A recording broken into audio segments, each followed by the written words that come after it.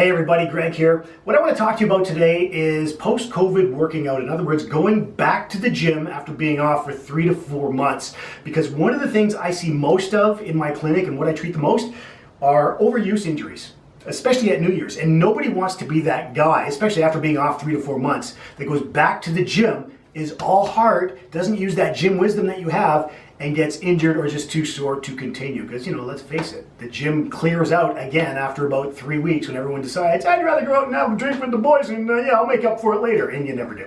All right, so I'm going to go over, and bear with me because there's quite a bit of content here. Some of it hopefully you'll find very useful.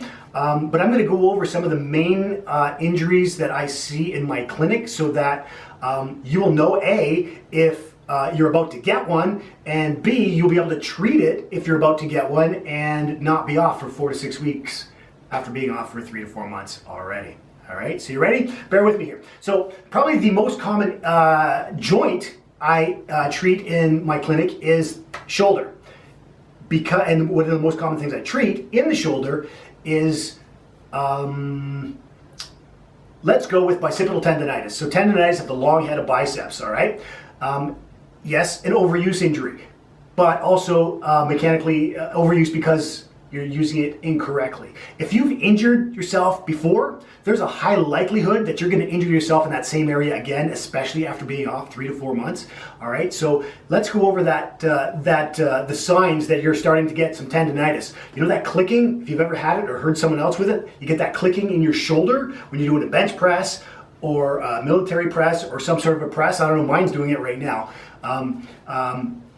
That's a sign that there's some inflammation in there and that the long head of biceps tendon is rubbing on the surrounding tissues. And what will happen is you'll get inflammation and then tendonitis will set in, then possibly tendinosis. The best thing to do about it is stretch your chest and ice that sore spot. All right. And when I say stretch your chest, I don't mean just go like this or, whatever.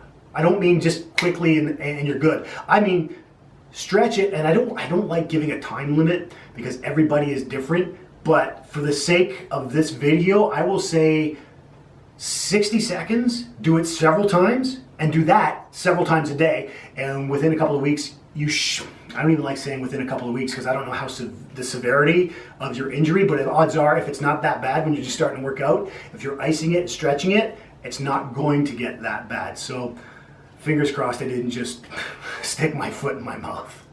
But yeah, that clicking is a sign that there's an injury possibly about to happen. All right. Another clicking area right here. All right. Where the ulnar nerve runs behind the medial epicondyle here. You get some inflammation in there and you get that clicking, when you're doing your triceps. It's usually caused from doing too much too soon. Maybe tricep presses, overhead presses or something like that. All right, so again, another thing to do is just lay back and stretch it out and a little bit of ice to keep any inflammation down. There's also lots of nerves that can get entrapped, get compressed in your forearm, specifically the radial nerve as it travels through the two heads of the supinator muscle. But there's other ones too, and in that case, I'd say self-massage, all right, or go get a massage.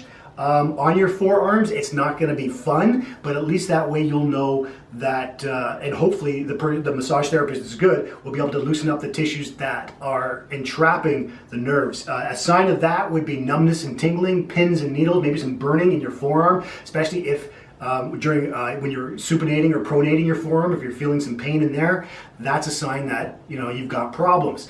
You can get in nerves impinged all the way down. If you hold your arm up like this real quick and all of a sudden everything goes numb, there's a good sign you've got something that's a nerve that's trapped in here. Okay, numbness is always a sign of nerve entrapment or a nerve problem. Another common area I treat is the lower back. People doing squats, overdoing squats, overdoing cleans, clean and jerks, power cleans, what have you, okay? Lower back stuff, be careful of that. You haven't used these structures in 3 months. Even if you have used them and you're lifting some stuff, you're not at the gym.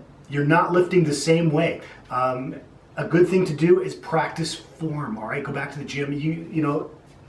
get in your proper stance for whatever kind of deadlift you're going to do, and focus on form and body mechanics. It's the best way not to get injured.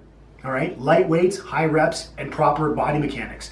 The knee, again, another brutal area to get injured. There's so many ligaments in there. And again, if you've had a sprained knee before or torn ligaments, there's a high likelihood, especially after being off 3 to 4 months, that you're going to re-injure it even slightly, because muscles have memory, joints tend not to, all right? The muscle would build up strong, but the surrounding tissues in the joints generally don't, all right? Then you've got the same thing with the ankle. I could get into a lot of detail, but for the sake of time, I'm not going to. Just remember that if you feel a twinge or something like that people call it, take a step back and go light, and remember to stretch. It's more important to stretch after your workout. Warm up first, stretch after. Make it a part of your workout. That's a couple of things you can do to actually improve your workouts, right? Stretch after your workouts, because there's so many people that don't. I know that. They come into my clinic. I say, have you stretched? And they say, probably not enough. Are you working out? Well, then,